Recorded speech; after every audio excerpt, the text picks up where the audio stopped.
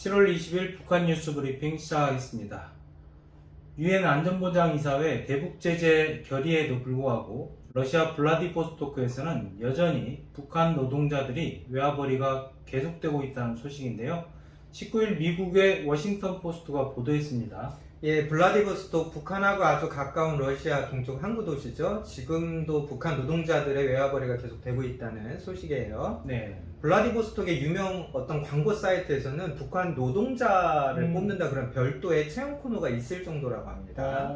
워싱턴 포스트가 북한 노동자분과도 인터뷰를 한 모양이에요. 네네. 이 노동자분 말이 수년간 러시아에서 일했다. 벌어들이는 돈의 절반가량을 국가에 상납하지만 네. 북한에서보다 훨씬 많은 돈을 벌 수 있다 이렇게 말을 하셨고요. 이어서 국가에 상납해야 하는 돈이 정해져 있다. 많은 돈을 벌면 뭐 수익이 많이 남지만 네. 돈을 적게 벌면 내가 갖는 돈은 아주 적다. 이렇게 또 덧붙이셨네요. 네. 이 신문이 몇 명 그 러시아 건설 관계자들과도 인터뷰를 했는데 네. 안보리 제재가 발효된 이후에도 계속해서 북한 노동자들과 일하고 있다 이렇게 밝혔고요. 북한 노동자들은 값싸고 양질의 노동력을 제공한다고 평판이 나 있기 때문에 수요가 많다고 합니다. 또 비록 그들이 혼자 지내고 업무 외적으로는 그 현지인들과 교류를 별로 하지 않지만 네. 공공장소에서 그러니까 이렇게 드러내고 일하는 것도 두려워하지 않는다 이렇게 설명을 했네요. 방금 이제 국가에 바치는 돈이 정해져 있다 이렇게 북한 노동자분이 말씀을 하셨는데 그 금액이 어느 정도나 될까요? 지난 6월 자이어 아시아 방송이 관련 기사를 썼었죠. 네. 저희도 컨텐츠로 만들어 드렸는데 원래 이분들이 매달 1인당 네. 490달러를 국가에 바쳐야 한답니다. 이런 정액제죠. 네. 그런데 이제 5월부터는 100달러가 더 붙었어요. 연초에 이제 김정은이 평양 산림집 건설 이런 네네네. 거 사업을 시작을 하면서 여기에 필요한 건설 자금 명목으로 100달러를 더 붙인 겁니다. 그래서 결과적으로 매달 1인당 590달러를 국가에 상납을 해야 되고요. 네. 1년이면 한 7,000달러 가까이 되는 돈인데 네. 우리 돈으로는 한 800만원 정도? 네. 저희가 네네. 800만원 정도 근로소득세 24% 계산을 네네. 단순하게 해보면 한 연봉 1억 받는 사람들이 내는 세금하고 맞먹습니다. 네네. 예, 우리 그렇게 잘 버는 고액소득자들의 세금을, 근로소득세를 북한 해외 파견 노동자들이 국가에 상납하고 있다 이렇게 단순 비교를 할 수 있는데요. 실제 러시아에 있는 북한 노동자분들은 휴일도 없이 거의 하루에 12시간 이상 이렇게 일해서 돈을 번다 이렇게 알려져 있는데 네. 이렇게 해서 버는 돈이 한 1,000달러 전후? 이게 이제 대략의 가격이다 이렇게 알려져 있습니다. 근데 여기에서 절반 넘게 이제 국가에 상납을 먼저 하는 거고 네. 또 이제 러시아에 체류하시는 비용이 있을 거 아니에요. 그렇죠. 또 러시아에 오기까지 북한에서 이렇게 뇌물 바치고 여권 만드는데 또 돈 들이고 그래서 이제 이렇게까지 이런 것들을 이제 뗄 거 떼고 공제를 해보면 네네. 순수하게 이제 노동자 한 분이 1인당 한 달에 손해지는 돈이 한 200달러 200달러 정도면 잘 벌었다 이렇게 말씀을 하신다는 거예요. 네. 근데 사실 200달러도 북한 안에서는 벌기는 쉽지 않은 돈입니다. 네네. 예를 들면 개성공단을 운영하던 시절에 우리 기업들이 북쪽 노동자에게 줬던 총액이 네. 1인당 거의 150달러 정도 150달러. 됐거든요. 네. 이제 150달러 중에 북한이 또 당국이 뜯어갈 거 뜯어가고 네네. 실제 노동자들에게는 한 30달러, 많이 주면 50달러 정도의 현물과 북한 네. 원화로 이제 환전을 해서 그렇게 지급을 했으니까 네. 그것과 비교해도 적지 않은 액수겠죠. 네. 또 지금 물가와 비교를 해보자면 지금 요즘에 이제 평양 종합시장에서 쌀 가격이 한 북한 돈 4,000원 정도 네네. 전후에 이제 움직이고 있는데 원달러 시정 환율을 6,000원 정도로 계산을 하면 200달러면 북한에서 한 쌀 200kg 정도. 200kg. 예, 환율이 지금 많이 낮은데도 쌀 한 200kg 정도를 장만할 수 있는 돈인데 네. 북한 농촌에서 협동농장 농장원들이 1년 동안 일하고 현물로 분배받는 양이 네. 쌀 200kg가 안 돼요. 1년 동안 일을 예, 해서. 그렇죠. 그런데 네. 이제 러시아에 계신 분들은 한 달에 쌀 200kg 정도는 어쨌든 확보를 한다. 네네. 이런 게 이제 북한 안에서는 쉽지 않은 일입니다. 음. 그래서 북한에서는 이제 평범한 사람이 네. 전적으로 자기 노동력만 갖고 쌀 200kg 정도를 얻는 게 쉽지 않기 때문에 그 러시아에 나오신 분들도 네네네. 비록 많은 양을 북한 당국에 뜯기고 있지만 네네. 그래도 이게 좀 낫다. 음. 그분들이 그래서 위안을 삼는 것이죠. 그런데 이제 유엔 안보리 제재에 따르면 유엔 회원국들이 2019년 12월까지 자국에 있는 북한 노동자들을 다 돌려보내야 된다. 뭐 이렇게 돼 있는데 블라디보스토크에서는 여전히 많은 이 북한 노동자분들이 계시는 것 같아요. 예, 그렇습니다. 유엔 안보리 결의 23975로 알려져 있죠. 네. 2019년 12월까지 북한 노동자들을 회원국들로 모두 돌려보내야 된다. 이렇게 이제 안보리에서 결의를 했어요. 네. 유엔 제재 이 결의가 채택되기 전까지는 북한이 전 세계에 한 10만 명 정도 노동자들을 보내서 매년 한 5억 달러, 5억 달러. 예, 정도를 벌어들이는 것 아니냐 이렇게 유엔에서 추계를 냈습니다.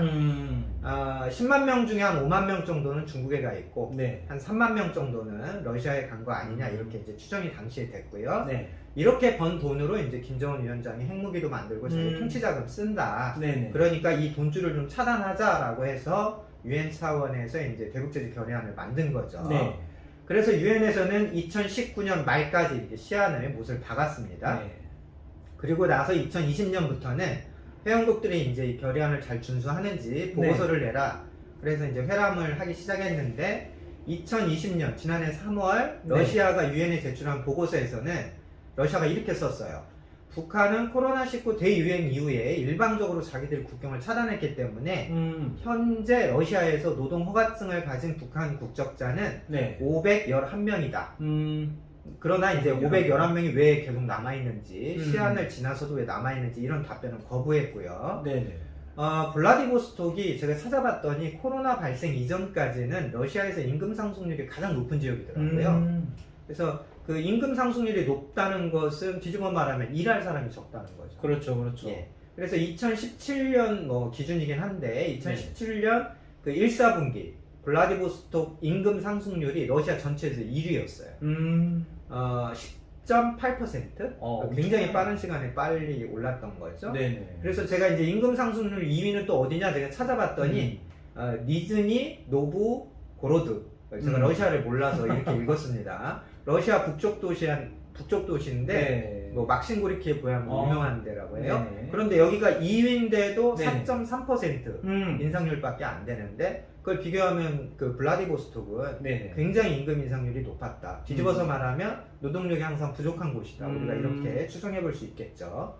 네, 그러면 이제 사실상 러시아 정부가 북한 노동자들의 이 외화벌이를 용인하는 거 아니냐, 뭐 이런 문제 제기도 좀 가능할 것 같은데요. 예, 그렇습니다. 안보리 결의 23975가 2017년 12월에 채택이 됐어요. 그러니까 당시에는 2년 동안 유예 기간을 둔 겁니다. 네. 2년 기간 유예를 두고 차근차근 북한 노동자들을 본국에 보내자.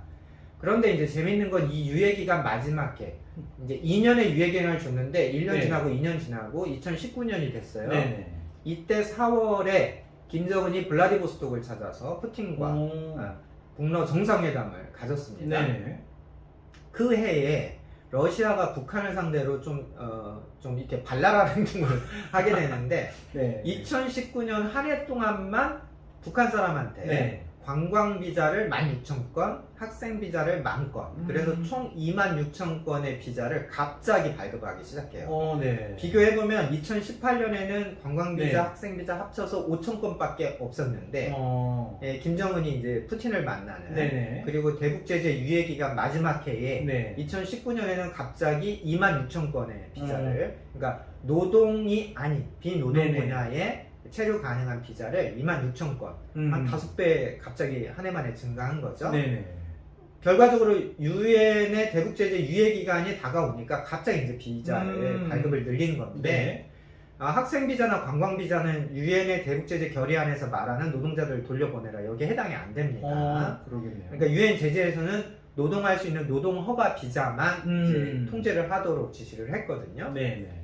예를 들면 비슷한 사례가 우리도 있어요. 네. 그 몇몇 대학에서 이제 한국어 연수 목적으로 동남아 분들을 이렇게 학생 비자 발급해서 대거 이제 대학에서 유치를 했는데 그렇죠. 이분들이 이제 뭐 입국을 하면 몇백 네. 명씩 갑자기 사라져 버리시는 거예요. 네네네. 네, 돈 벌러 가시는 거죠. 그래서 네, 한국어 그렇죠. 강좌가 막 유지가 안 될 정도로 그런 사례들이 뭐 코로나 직전에 우리도 뭐 언론에 많이 보도가 됐잖아요. 그래서 러시아에 현재 체류 중인 북한 노동자분들은 네. 아마도 대부분 학생 비자나 관광 비자로 네. 비자 이제 유효 기간이 끝났는데 그냥 잔류하고 계신 네네네. 그런 식으로 추정이 좀 되고 있습니다. 워싱턴 포스트가 마지막으로 그 블라디보스토크 극동 연방 대학에 있는 네네. 그 아르륜 룬킨 교수님과 인터뷰를 했는데 네. 이분 설명이 이렇습니다. 많은 북한 사람들이 계속해서 일한다는 것은 그 네. 블라디보스톡에서는 뭐 공공연한 비밀이다. 그러니까 다만 몇 년 전에는 이 블라디보스톡 거리에서 북한 사람을 뭐 흔히 꽤 네. 많이 볼 수 있었지만 그때랑 비교하면 지금은 좀 이따금 눈에 띄는 정도다. 뭐 이런 식으로 현재 상황도 설명을 했습니다. 네, 북한에 대해서 궁금하신 점 댓글로 부탁드리겠습니다. 저희가 좋은 콘텐츠를 만들어서 보답하도록 하겠습니다. 오늘 북한 뉴스 브리핑은 여기까지입니다. 감사합니다.